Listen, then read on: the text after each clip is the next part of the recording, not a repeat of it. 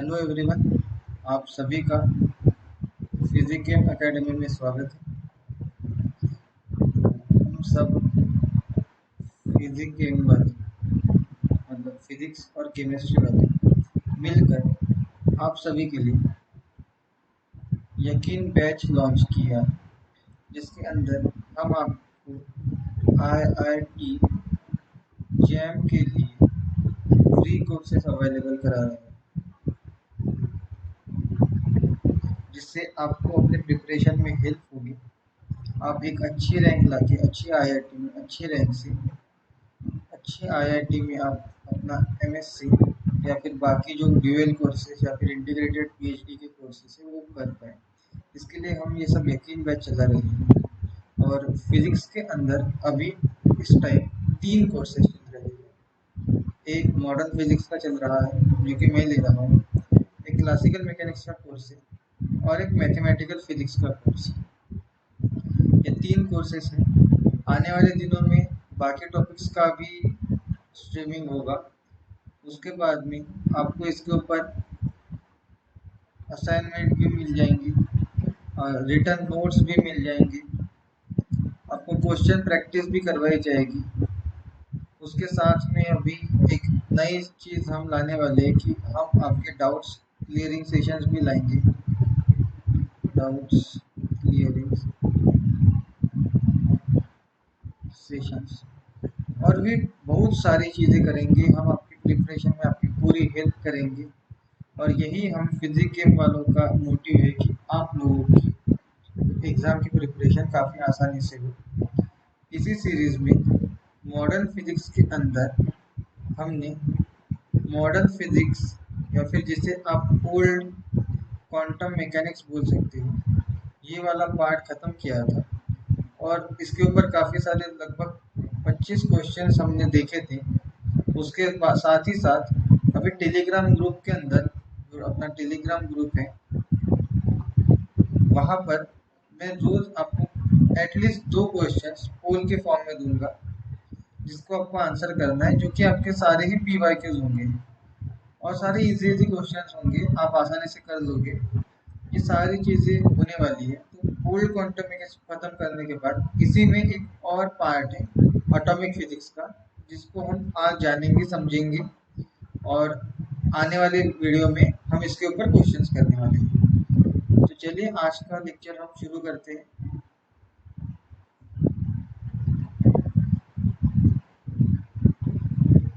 और एक चीज़ और बोलना चाहूँगा मैं आपको, अगर मैंने बताई हुई चीज़ें अच्छी लगती हो तो आप वीडियो को लाइक कर सकते हैं, हमारे फिजिक्स एकेडमी के चैनल को सब्सक्राइब कर सकते हैं।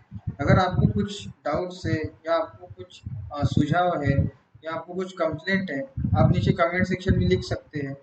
आपकी कमेंट जो है वो पढ़ी जाएगी, उसके ऊपर एक्शन लिया जाएगा, तो हम भी इम्प्रूव करेंगे। तो आप अगर हमको सपोर्ट करते हैं तो हम भी कुछ और अच्छा करने की कोशिश करते रहेंगे।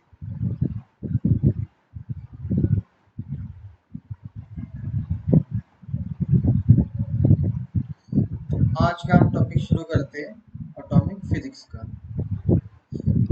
तो इसकी शुरुआत काफ़ी पहले से होती है कि जैसे अगर हम ह्यूमन नेचर को देखते हैं तो हमें अपने आस पड़ोस में जो चीज़ें होती है उनको जानने समझने में बड़ी दिलचस्पी रहती है।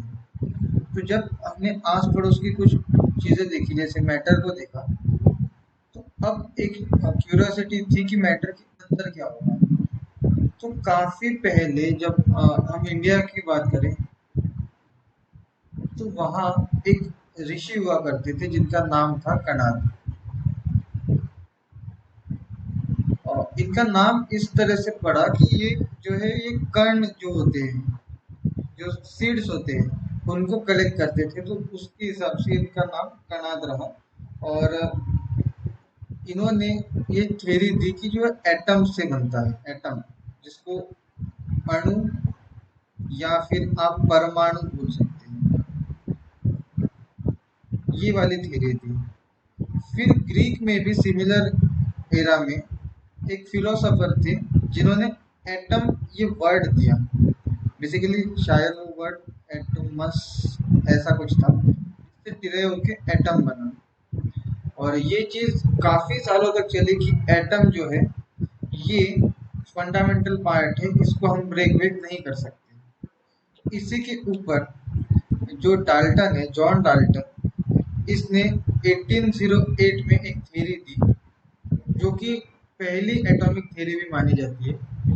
तो उसने कहा कि जितना भी मैटर है वो ब्रेक होता है स्मॉल पार्टिकल्स में, जिनको हम कहते हैं एटम।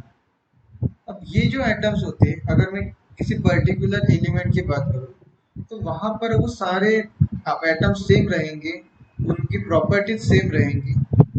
हम लेकिन इन एटम को ब्रेक नहीं कर सकते, इन एटम के अंदर हम नहीं जा सकते, ये फाइनल है।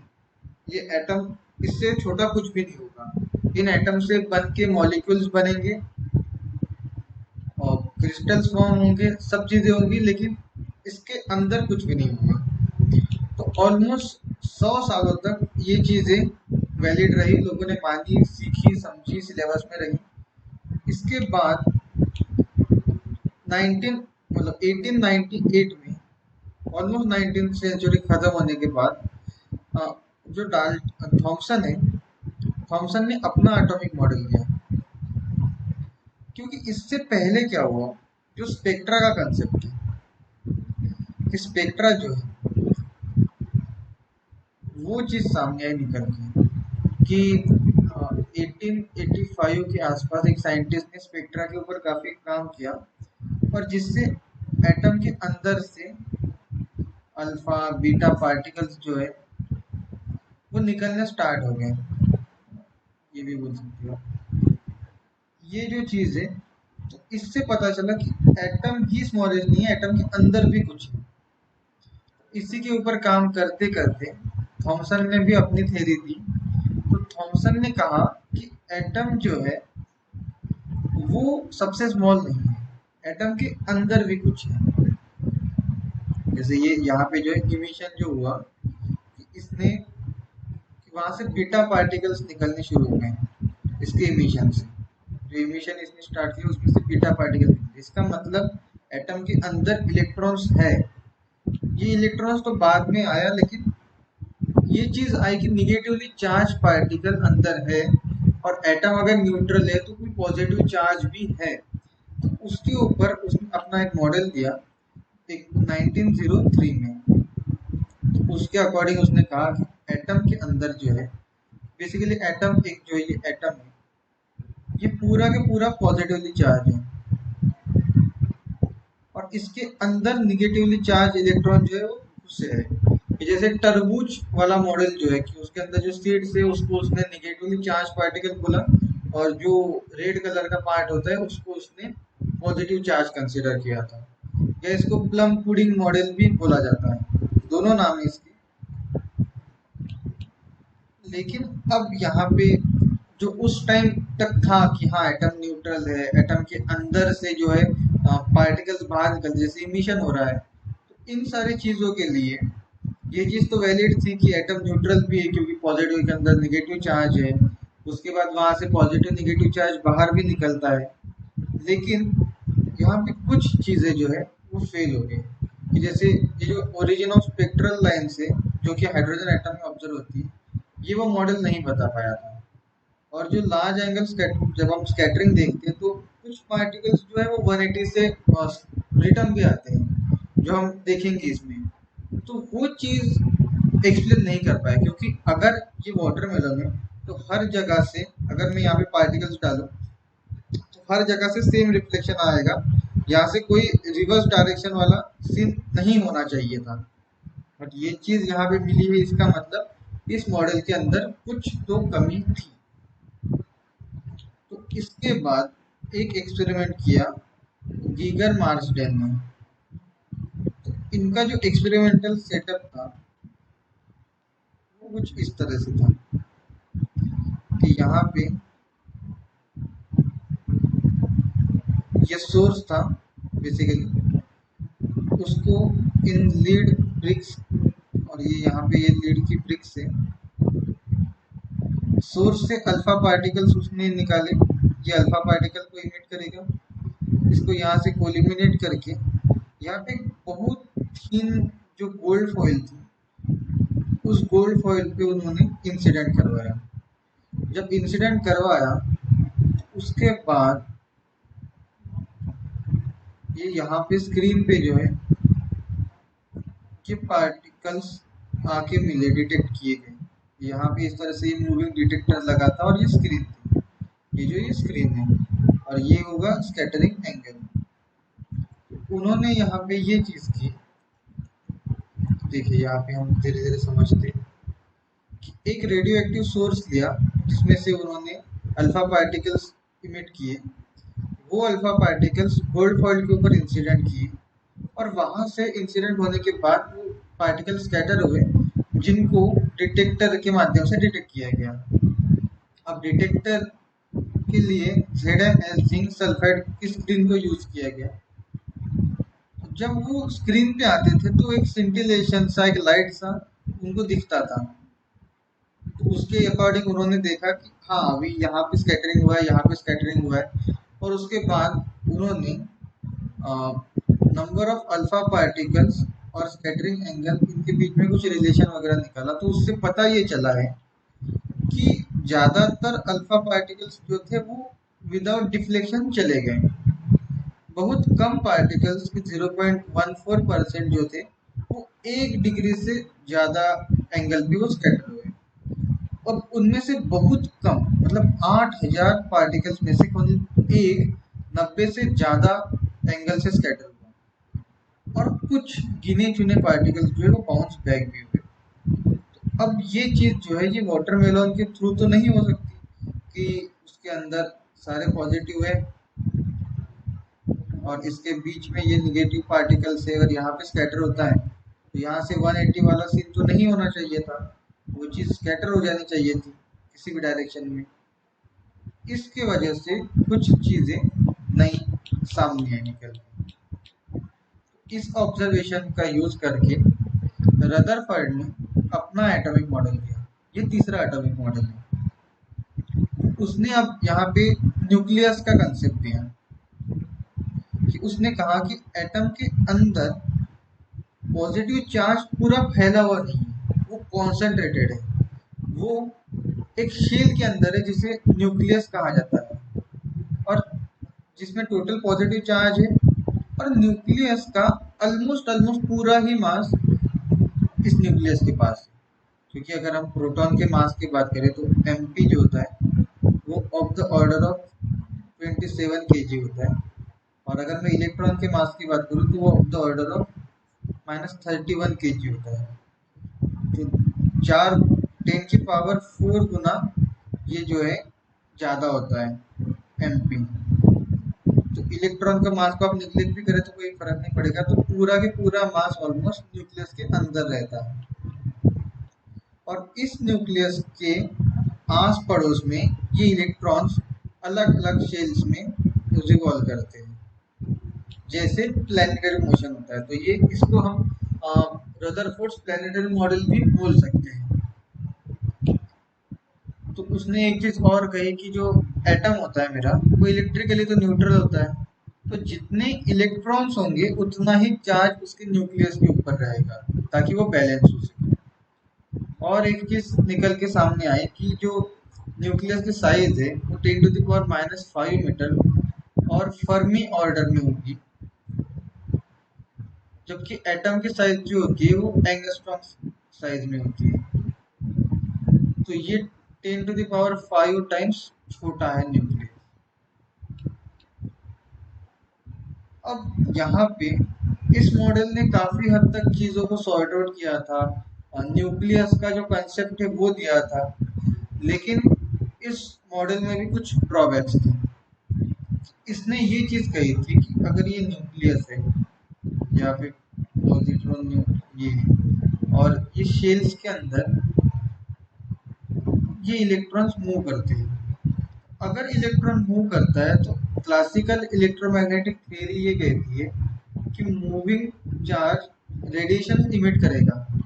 अगर ये रेडिएशन इमिट करता है तो इसकी एनर्जी कम होगी और धीरे धीरे ये रिवॉल्व करते करते करते करते कुछ इस तरह से होते हुए न्यूक्लियस के ऊपर आ जाएगा और यहाँ पे ये कोलैप्स कर जाएगा। मतलब ये करना चाहिए, जिस हिसाब से ये मॉडल दिया उस हिसाब से ये सिचुएशन होनी चाहिए। बट हमें ये पता है कि एटम जो होता है वो काफी स्टेबल रहता है और ये चीज वहां पे पॉसिबल नहीं होती। तो ये एक मेन ड्रॉबैक था रदरफोर्ड के मॉडल का। इसको फिर बोहर ने दूर करने की कोशिश की, लेकिन उससे पहले हम कुछ इम्पोर्टेंट चीजें जो है, कुछ इम्पोर्टेंट फॉर्मूले जो है वो रदरफोर्ड के मॉडल से समझने की कोशिश करती। क्योंकि ये एक स्कैटरिंग मॉडल था, तो यहाँ पे ये नंबर ऑफ अल्फा पार्टिकल्स पर स्कैटर पर एरिया और ये स्कैटरिंग एंगल का ये रिलेशन जो है ये काफी काम का है। ये रिलेशन निकल के आता है और ये एग्जाम में पूछा जाता है कि नंबर ऑफ थीटा किसके प्रोपोर्शन में है। क्वेश्चन ऐसा पूछेगा, नीचे 4 ऑप्शन रहेंगे, sine 4 theta by 2, cos to the power 4 theta by 2, 1 by sin theta by 2, 1 by cos theta by 2। ये क्वेश्चन BHU जैसे एग्जाम्स में आ चुका है ये वाला। तो ये फॉर्मूला आप देख लीजिए। उसके बाद में एक होता है impact parameter. Impact parameter basically वो होता है कि it is defined as perpendicular distance of initial velocity vector of alpha particle from central line of nucleus when particle is far away from the nucleus of atom। और इसके अंदर basically impact parameter ये रहता है कि ये जो distance होता है कि ये ये टारगेट है आपका और ये जो है ये इंसिडेंट पार्टिकल है। इम्पैक्ट पैरामीटर बेसिकली वो होता है कि जहाँ पे ये इम्पैक्ट हो सके। अगर मैं यहाँ से डालता हूँ पार्टिकल, इसके बीच में क्या कितना डिस्टेंस है, तो यहाँ पे कोई इम्पैक्ट नहीं आएगा इस टारगेट एटम का। अगर मैं यहाँ पे डालता हूँ तो यहाँ पे इम्पैक्ट रहेगा, ये उसकी लिमिट है, यहाँ तक कोई इम्पैक्ट रहेगा, यहाँ से वो स्कैटर हो जाएगा ऐसे। तो बेसिकली ये चीज होती है, ये बताता है इसके सेंटर से लेके ये डिस्टेंस। तो ये होती है इम्पैक्ट पैरामीटर। और इसका भी फॉर्मूला ये है। और इसमें एक ध्यान देने वाली बात ये है कि ये क्वेश्चन भी बीएच में पूछा गया है, बी का रिलेशन कॉट थीटा से। तो उन्होंने क्या किया था, दिया था कि मतलब ये चीज दी थी कि इम्पैक्ट पैरामीटर बताइए कि जब मेरा कॉट का कुछ एंगल होगा, कॉट के लिए थीटा की वैल्यू उन्होंने दे रखी थी, तो हमको बस ये चीज देखनी थी, b proportional to cot theta by 2। अब एक एंगल पे कॉट थीटा बाय 2 की वैल्यू जो होती है वो 0 होती है, जैसे पाई बाय 2 पे कॉस पाई बाय 2 0 होता है तो कॉट पाई बाय 2 भी 0 रहेगा। तो यहाँ पे तो उन्होंने दे रखा था कि थीटा जो है वो मेरा पाई है, बस b इज इक्वल टू 0। ये आपको आंसर टिक करके आना था, ये भी BHU का प्रीवियस ईयर क्वेश्चन है। और ये जो फॉर्मूले कैसे आते हैं, क्या आते हैं, ये आपको क्वांटम मैकेनिक्स में पता चलेगा। क्वांटम मैकेनिक्स में एक स्कैटरिंग करके टॉपिक होता है जो नेट गेट के लिए काफी इंपॉर्टेंट होता है। नेट गेट में इसके ऊपर क्वेश्चंस रहते हैं, तो उसमें आपको ये सारी चीजें, ये जो रदरफोर्ड का एक्सपेरिमेंट है ये आता है क्लासिकल स्कैटरिंग के अंदर। दो टाइप की स्कैटरिंग होती है, क्वांटम स्कैटरिंग होती है और एक क्लासिकल स्कैटरिंग होती है। तो ये क्लासिकल स्कैटरिंग के अंदर आता है। वहाँ पे आप इन चीज़ों को, जैसे डिफरेंशियल क्रॉस सेक्शन हो या फिर बाकी चीज़ें, तो ये वहाँ पे आप काफ़ी अच्छे से समझ सकते हैं। और ये भी एक फॉर्मूला है डिस्टेंस ऑफ क्लोजेस्ट अप्रोच का। तो अब तक हमने डाल्टन की थ्योरी देखी, थॉमसन की थ्योरी देखी, उसके बाद में रदरफोर्ड की थ्योरी देखी। इसमें कुछ कमी थी जिसको थॉमसन ने दूर किया, इसमें कुछ कमी थी जिसको रदरफोर्ड ने दूर किया, अब इसमें भी कुछ कमी है जो कि ये है कि इलेक्ट्रॉन मूव करते करते करते करते करते करते न्यूक्लियस पे गिर जाएगा। ये वाली जो चीज थी, ये ड्रॉबैक दूर किया बोहर ने। तो इस चीज के लिए बोहर ने तीन चार प्रीवियसली कंसेप्ट जो थे उनको यूज किया। तो उसने सबसे पहले क्लासिकल मैकेनिक्स को लिया, प्लैंक ने जो क्वांटाइजेशन थ्योरी दी थी उसको लिया, और क्लासिकल इलेक्ट्रोमैग्नेटिज्म को लिया। इन तीन चार चीजों को लेके और जो प्रीवियसली रदरफोर्ड का कंसेप्ट था उसको लेके 1913 में अपनी थ्योरी दी, जिसमें एटम का जो स्टेबल स्ट्रक्चर था उसको बताया गया, जो इमिशन वाला प्रॉब्लम आ रहा था उसको बताया गया अच्छे से। बट और एक अच्छी चीज ये थी कि जो वन इलेक्ट्रॉन आयंस होते हैं या वन इलेक्ट्रॉन एटम होता है, जैसे हाइड्रोजन हो गया, helium positive, lithium di positive, beryllium tri positive, boron quadra positive, carbon 5 times positive, इन सारे एटम्स के लिए इसकी थ्योरी जो है ये एकदम वैलिड रही। इसने सक्सेसफुली बताया कि इसमें इसमें क्या क्या चीजें होंगी, कैसे होंगी। तो अब जब हम इसकी थ्योरी की तरफ बढ़ रहे हैं तो यहाँ पे सबसे पहले बोहर ने कुछ पोस्टुलेट्स दिए। तो सबसे पहला पोस्टुलेट उसने क्लासिकल मैकेनिक्स और क्लासिकल इलेक्ट्रोडायनेमिक्स को यूज करके दिया। तो उसने कहा कि जो भी इलेक्ट्रॉन मूव कर रहा है ऑर्बिट्स के अंदर न्यूक्लियस के अराउंड पर्टिकुलर शेल में, तो उनका जो सेंट्रीपिटल फोर्स होगा वो कूलम्बिक फोर्स के इक्वल रहेगा। तो उस हिसाब से ये सबसे पहला पोस्टुलेट। उसके बाद उसने सेकंड चीज दी क्लासिकल मैकेनिक्स का यूज करते हुए। तो उसने कहा यहाँ पर कि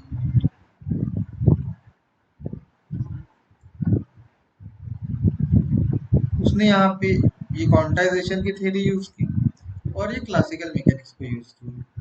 इनकी मदद से उसने ये कहा कि इलेक्ट्रॉन जो मूव कर रहे हैं किसी पर्टिकुलर शेल में, तो वो उन्हीं शेल में मूव करेंगे जिनके लिए एंगुलर मोमेंटम की जो वैल्यू होगी वो integral multiple of H cut होगी, बस उन्हीं ऑर्बिटल्स में। और ये था क्वांटाइजेशन का कंसेप्ट। और इन शेल्स में जब वो मूव करेंगे तो वहां पर कोई भी एनर्जी का रेडिएशन नहीं होगा, वो स्टेबल रहेगा, एनर्जी कांस्टेंट रहेगी। ये चीज उसने सेकंड पोस्टुलेट में दी। इसके बाद तीसरा कंसेप्ट ये था कि जब भी इलेक्ट्रॉन किसी लोअर स्टेट से हायर स्टेट में जाता है या हायर स्टेट से लोअर स्टेट में आता है, तो एनर्जी का एब्जॉर्प्शन और एनर्जी का इमिशन होगा। और उसके लिए उसने फिर से ये फॉर्मूला दिया यहाँ पे।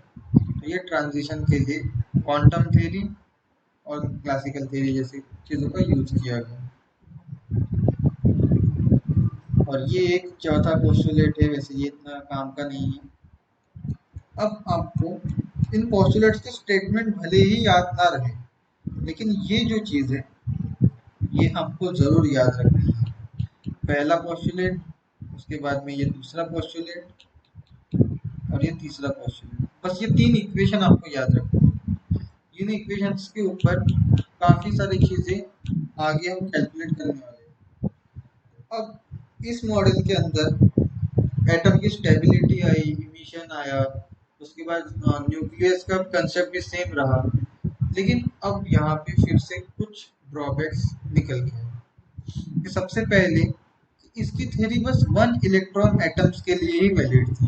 यहाँ पे इवन तो टू इलेक्ट्रॉन्स भी रहे, जैसे हीलियम के केस में ये थ्योरी एप्लीकेबल नहीं थी। ये सबसे पहला ड्रॉबैक था। अब उसने ऐसा क्यों बोला कि जो एल होगा वो एन एच कट होगा, इसको वो सेटिस्फाई नहीं कर पाया कि उन्होंने यही चीज क्यों यहाँ पे ली। उसके उसके बाद में इट इन्वॉल्व्स ऑर्बिट कंसेप्ट, जिसको एक्सपेरिमेंटली चेक नहीं किया गया। उसके बाद में जो ऑर्बिट्स होती है वो सर्कुलर ही क्यों होती है, इसको वो सेटिस्फाई नहीं कर पाया, उसको वो डिफेंड नहीं कर पाया क्योंकि यहाँ पे हम सर्कुलर के लिए सेंट्रीपिटल और वो सब के डायरेक्ट फॉर्मूले लेते हैं, बट कुछ ऑर्बिटल्स जो है वो इलिप्टिकल भी होंगी, इलिप्टिकल भी है, ये सामने आया, तो वहां पर ये थ्योरी पॉसिबल नहीं हुई। उसके बाद में जो शीमन इफेक्ट था, स्टार्क इफेक्ट था, जो स्पेक्ट्रा के अंदर फाइन लाइंस आती है, इन चीज़ों को भी वो एक्सप्लेन नहीं कर पाया, यानी उस टाइम पे ये चीज़ उतनी निकल के सामने भी नहीं आई थी। और डी ब्रॉगली का जो कंसेप्ट था और अनसर्टेनिटी रिलेशन था, ये सबके भी ये अगेंस्ट ही रहा इसकी थ्योरी, बट इसकी थ्योरी के कुछ अच्छे पॉइंट्स थे जिनको हम यूज करते हैं, तो वो तो काफ़ी हद तक ये थ्योरी गलत थी, लेकिन जब बाद में कुछ चीज़ें करेक्ट करके आई तब भी ये फॉर्मूले एज इट इज मेंटेन रहे। तो जैसे बोहर के जो 3 पॉस्टुलेट्स है, जैसे सबसे पहला जो है mv² r is equal to ke²r²। दूसरा पॉस्टुलेट जो है mvr is equal to nh²। और तीसरा hν is equal to delta E. इन 3 पोस्टुलेट्स का यूज करके, बेसिकली पहले 2 जो है इनका यूज करके, जैसे हम यहाँ पे देखें तो यहाँ पे r से r गया और यहाँ पे mv है तो यहाँ से m/m करके या mv² की वैल्यू या फिर vr की वैल्यू लेके हम यहाँ पे इसको सॉल्व करके रेडियस निकाल सकते हैं।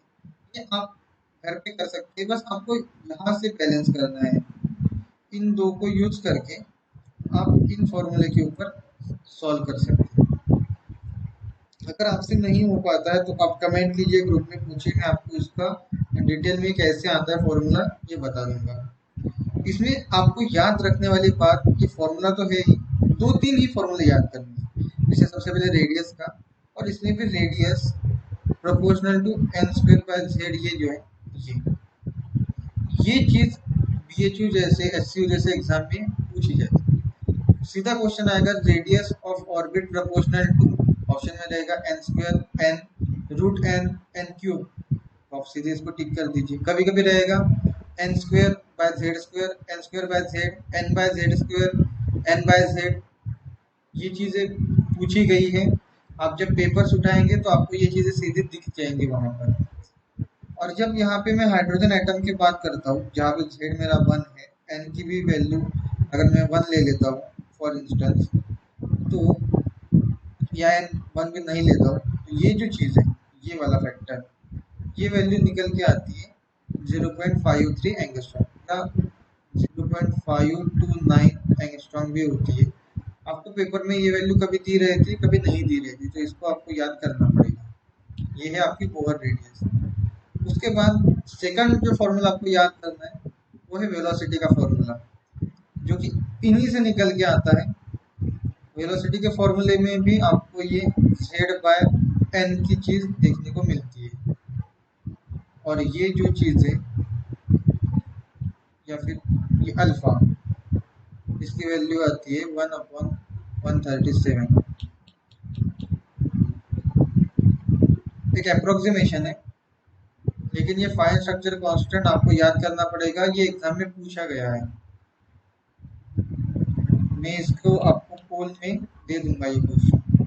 और बाकी ये सब चीज़ें जो है कि आपके पास वेलोसिटी है, रेडियस है, इनका यूज करके, जैसे v is equal to omega r, इनका यूज करके आप फ्रीक्वेंसी निकाल सकते हो, आप टाइम पीरियड निकाल सकते हो। न्यू क्या आएगा आपका, nu is equal to omega upon 2 pi. Time period क्या आएगा आपका, T is equal to 2 pi by omega,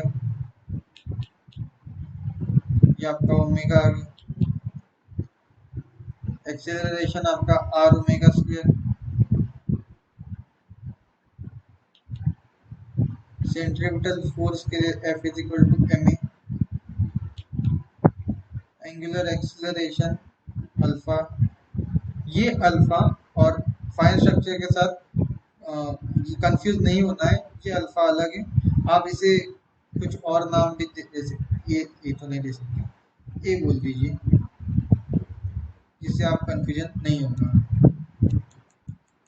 और अगर मैं हाइड्रोजन एटम के लिए बात करूं तो उनके उस केस में मेरा जो रेडियस है वो 0.53 एंगस्ट्रॉम आता है, वेलोसिटी 2.18 इंटू 10⁶ आती है। अब ये चीज़ जब है, ये नॉन रिलेटिविस्टिक स्पीड है, मतलब ये नॉर्मल सी चीज़ है, यहाँ पे रिलेटिविटी का कंसेप्ट नहीं लगेगा इस स्पीड पे, और ये फ्रीक्वेंसी निकल के होती है। आप वैल्यू डाल के इसको चेक कर सकते हैं।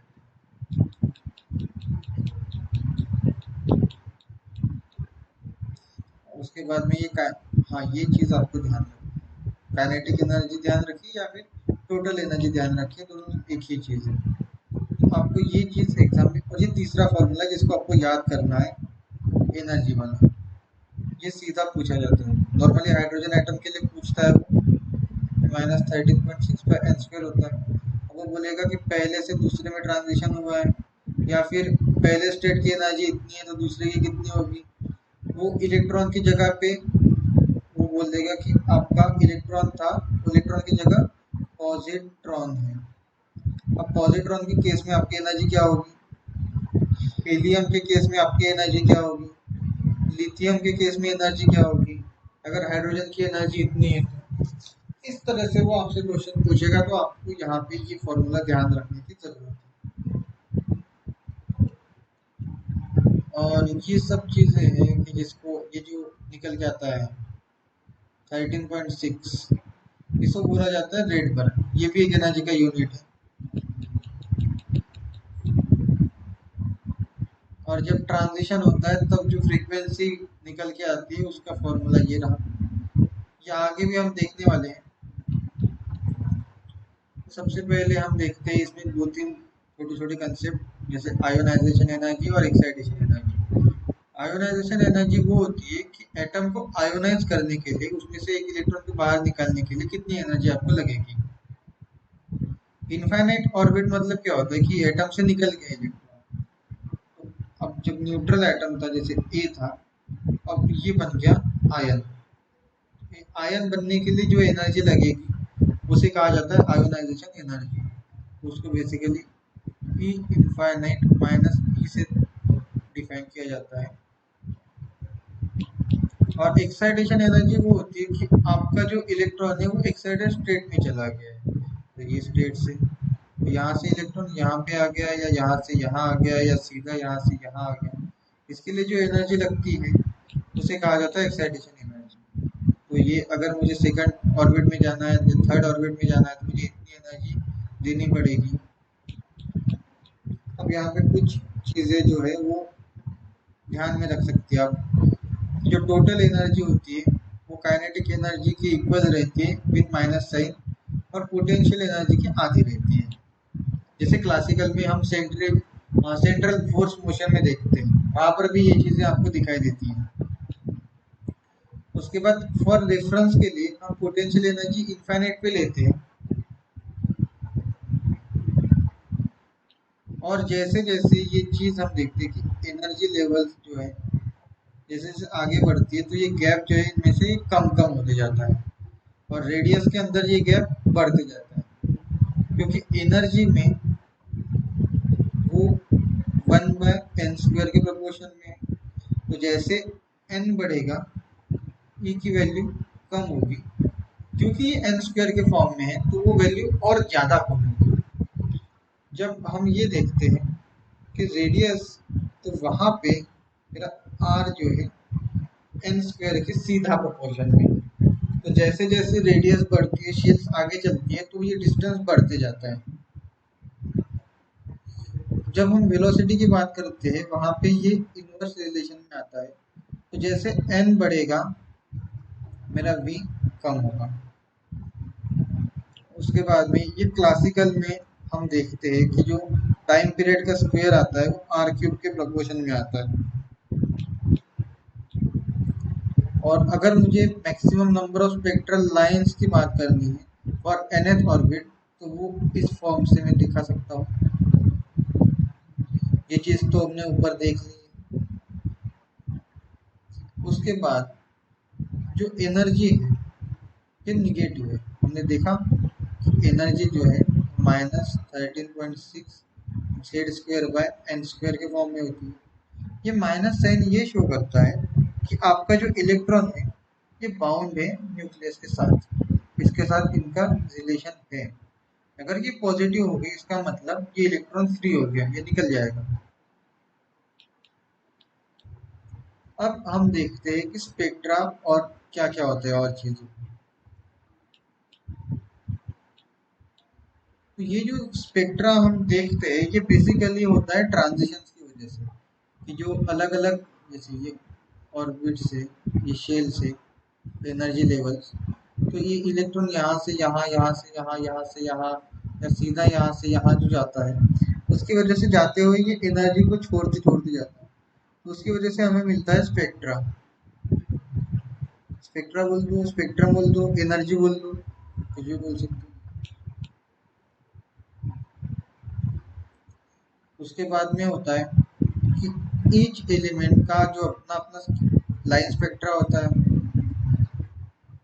और ये सब चीजें आप पढ़ सकते हो यहाँ पे कहीं पे, जहाँ पे अगर इलेक्ट्रॉन लोअर स्टेट से हायर स्टेट में जाता है तो उसके लिए उसको एनर्जी एब्जॉर्ब करनी पड़ेगी, ये एब्जॉर्प्शन स्पेक्ट्रा होगा। अगर हायर स्टेट से लोअर स्टेट में आता है, एनर्जी रिलीज करेगा, तो ये इमिशन स्पेक्ट्रा होगा। तो अब यहाँ पे स्पेक्ट्रा के लिए हम कुछ स्पेक्ट्रल सीरीज देखेंगे, और ये सारी सीरीज बेसिकली हाइड्रोजन के लिए है, या फिर आप इन सीरीज को वन इलेक्ट्रॉन एटम्स के लिए यूज कर सकते हैं, वन इलेक्ट्रॉन आयंस के लिए। जैसे आप यही थ्योरी हाइड्रोजन के लिए इजीली लगा सकते हैं, हीलियम प्लस के लिए लगा सकते हैं, लिथियम डाइपॉजिटिव के लिए लगा सकते हैं। इन चीज़ों के लिए आप ये सीधे सीधे सीधे आप लगा सकते हैं। तो इसका एक फॉर्मूला है, इस फॉर्मूले को आपको ध्यान रखना है कि न्यू बार, इसे कहा जाता है वेव नंबर, और 1/λ इन दोनों का relation is equal to R. तो ये है 1 जो फाइनल वाले होगी, और ये 2। तो ये बेसिकली फॉर्मूला है। इस फॉर्मूला का यूज करके अब यहाँ पे 5-6 साइंटिस्ट ने मिलकर अलग अलग सीरीज दी। तो सबसे पहली सीरीज जो आई थी वो आई थी 1885 में, और वो दी थी बाल्मर ने। उसने बस उस टाइम जितना नॉलेज था 1885 के टाइम से, वो उसने ये फॉर्मूला लिख दिया कैलकुलेट वगैरह करके, उसको ये चीज़ यहाँ पे मिली। जब आगे डिस्कशन चला तो वहाँ पे यूवी लाइट हो, आईआर हो, इंफ्रारेड, उनके लिए भी अलग अलग साइंटिस्ट ने डिस्कवरी की। और उसके बाद लायमन सीरीज आई कि जहाँ पे जो ट्रांजिशन है वो पहले शेल में होगा, पहले ऑर्बिट में n इज इक्वल टू 1 के लिए। बाल्मर ने n इज इक्वल टू 2 के लिए दिया। उसके बाद में पास्चन जो है उसने 3 के लिए, ब्रैकेट में 4 के लिए, और फंड जो है इसने 5 के लिए ये सीरीज दी। तो इसमें कभी कभी ये चीज़ पूछी जाती है कि ये जो सबसे राइट में लिखा है कि कौन सी सीरीज कौन से रीजन में आपको दिखती है, आपको यहाँ पे ये चीज़ें ध्यान रखने की काफ़ी ज़रूरत है कि कौन सी सीरीज कौन से रीजन में दिखती है। ये PHU जैसे एग्जाम में, BHU HCU में पूछे गए क्वेश्चन है। उसके बाद में एक क्वेश्चन वो पूछता है सीरीज लिमिट का, कि लैम्डा मैक्सिमम कितना होगा, लैम्डा मिनिमम कितना होगा। तो इस तरह से अगर आपको किसी भी स्पेक्ट्रल सीरीज का मैक्सिमम फाइंड आउट करना है तो उसका फाइनल और उस फाइनल से जस्ट पहले वाला, इन दोनों के बीच का ट्रांजिशन निकाल दीजिए, आपको मैक्सिमम मिल जाएगा। और आपको मिनिमम निकालना है, तो जो फाइनल होगा उसको इन्फिनिटी वाले से सब्ट्रैक्ट कर दो बस। जैसे यहाँ पे देखिए, पहले इसमें ट्रांजिशन होना है तो मैक्सिमम तब मिलेगा जब मैं सेकंड वाले को लूंगा, मुझे मैक्सिमम मिलेगा। जब मैं इन्फिनिटी को लूंगा तो मुझे सबसे कम मिलेगा। आपको ऑप्शन में ऐसे दिया जाएगा कि लायमन सीरीज की लिमिट क्या रहेगी। तो ये वाली लिमिट होगी मेरी वेवलेंथ की, इसमें 2/r, 4/3r, और कोई अजीब सी वैल्यू दे देंगे वो, या नन ऑफ दिस ऑप्शन दे देंगे। आपको ये चीज लिखनी है, इन चीजों का आप ध्यान रखना, यही चीज पेपर में पूछी जाती है। और इन सीरीज के ऊपर क्वेश्चंस भरे पड़े सारे ही एग्जाम्स के अंदर। उसके बाद हम कुछ और चीजें देखते हैं। जैसे अब तक जो है न्यूक्लियस के मास को कंसिडर नहीं किया था। अगर मैं न्यूक्लियस के मास को कंसिडर करता हूँ तो वहाँ पे, क्योंकि ये जो है ये मेरा एटम, इसके अंदर न्यूक्लियस, इसका भी कुछ मास होगा और इस इलेक्ट्रॉन का मास, इन दोनों को जब मैं लूंगा तो टू पार्टिकल सिस्टम के लिए मुझे रिड्यूस मास लेना पड़ता है। जब मैं मैकेनिक्स के अंदर भी सेंट्रल फोर्स फील्ड ले लो या फिर सेंट्रल फोर्स मोशन ले लो, इसके अंदर जब सॉल्व करते हो तो रिड्यूस मास का कंसेप्ट वहाँ पे आता है, तो वही कंसेप्ट हम यहाँ पे भी लगा देंगे। तो यूज करने के बाद जो एनर्जी का करेक्शन आता है वो कुछ इस तरह से आता है। ये म्यू बाय एम ई का फैक्टर इस करेक्शन की वजह से आया। रेडियस के अंदर भी सेम फैक्टर आता है। और ये रेडबर्ग कांस्टेंट है जिसको आपको याद करना है, ये वैल्यू बहुत काम की चीज़ है, एग्जाम में पूछी जाती है।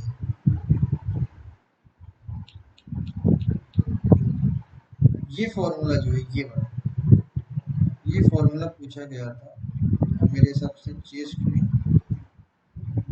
या नीट के अंदर, ये फॉर्मूला डायरेक्ट पूछा गया था कि आर एम और आर इंफिनिटी के बीच में रिलेशन कैसा है ये बताओ। ये उसका ग्राफ है बेसिकली।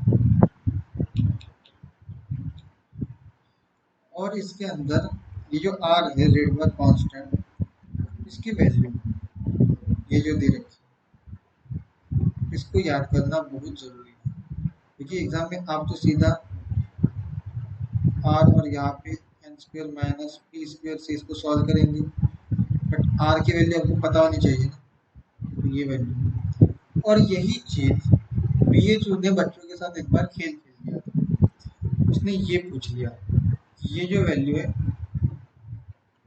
आर की वैल्यू बताओ, ऐसा क्वेश्चन था, आर की वैल्यू बताओ। और ऑप्शन में ये सारी वैल्यू दे रखी थी इतने डिजिट्स के अंदर।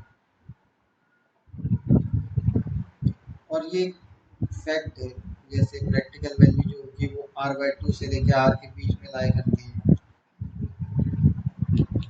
अब यहाँ पे कुछ और चीजें जो एग्जाम में वो क्वेश्चन के फॉर्म में पूछता है,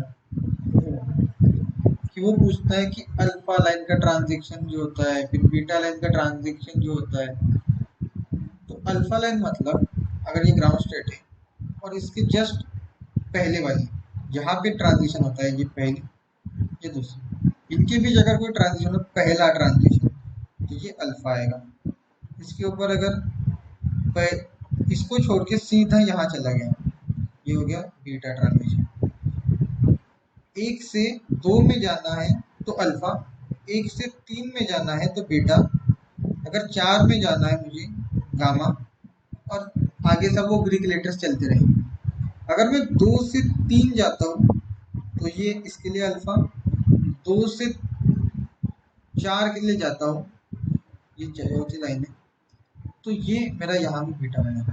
तो ये चीज देखना कि वो पूछेगा कि लायमन सीरीज की अल्फा लाइन जो होगी, तो लायमन सीरीज मतलब एक से लेके दो तक, लायमन सीरीज की बीटा लाइन एक से लेके तीन तक, या तीन से लेके एक तक, ये यही वो क्वेश्चंस की लैंग्वेज रहेगी। और ये जो होता है, ये उसका पूरा ट्रांजिशन जो है वो कैसे होता है, ये चीज़ आपको गूगल पर भी मिल जाएंगी, आप इस चीज़ को फोटो सर्च करेंगे तो ये यहाँ पे ये दिखाता हूँ। दो से लेके एक पे आता है तो ये मेरा अल्फा ट्रांजिशन, तीन से लेके एक पे आता है ये मेरा बीटा ट्रांजिशन, चार से आता हो तो ये मेरा गामा ट्रांजिशन, फिर तीन से दो पे आता हो तो ये मेरा अल्फा ट्रांजिशन, ये मेरा बीटा ट्रांजिशन, और ये सब चीज़ें आगे चलती रहेगी। इन ट्रांजिशंस की ये अलग अलग सीरीज है। तो सबसे पहले जो मैं आपको बोल रहा था कि 1885 में बाल्मर ने ऑब्जर्व किया और उसने alpha beta gamma delta line की ये सब वैल्यू कैलकुलेट की, तो उसने उसके लिए ये फॉर्मूला दिया जिसको बाद में जनरलाइज किया गया। और वो ये तो नहीं बता पाया कि ये कॉज क्या है, लेकिन उसको ये दिखा, ये ऑब्जर्व किया उसने, और ये वैल्यू एग्जाम में पूछी गई है कि एच अल्फा की वैल्यू बताओ, एच बीटा की वैल्यू। सेम BHU के आप PYQ उठा के देखो, आपको ये सारी चीजें मिल जाएंगी वहां पे। आपको बस पेपर उठाना है। वो जब 150 क्वेश्चन आते थे, 120 क्वेश्चन अभी भी आते हैं, इन पेपर्स में आपको सबसे आखिरी वाला पार्ट जो होता है, जब 110 115 नंबर का क्वेश्चन स्टार्ट होता है, वहां से अगले सारे क्वेश्चंस आपको MP के, एटॉमिक के, ये सारे आपको वहां पे मिल जाएंगे, आप इजीली इनको कर सकते हो। और ये सब चीज़ें जो है ये नॉलेज पॉइंट ऑफ व्यू से आपको पढ़नी हो तो मैं आपको ये नोट्स प्रोवाइड करा दूंगा, बाकी एग्जाम पॉइंट ऑफ व्यू उतने कुछ काम के तो नहीं है ये सारी चीज़ें। स्टर्न का अलग एक्सपेरिमेंट वगैरह ये क्वांटम मैकेनिक्स में आपको सिखाया जाएगा, जहाँ पे स्पिन का जो कंसेप्ट आता है, वो स्पिन वाले में एंगुलर मोमेंटम जो होता है उसके अंदर ये चीज़ आ जाती है। तो यो चीज़ अभी अभी ये सब चीज़ें मैं बस दिखा रहा हूँ आपको, ये आपको पढ़ना हो तो आप पढ़ सकते हैं, एग्जाम में नहीं आएगा ये सारे फॉर्मूले वगैरह। और बाकी सब जो चीज़ें जो एटॉमिक के अंदर आती है ये मैंने बता दी है आप सभी को।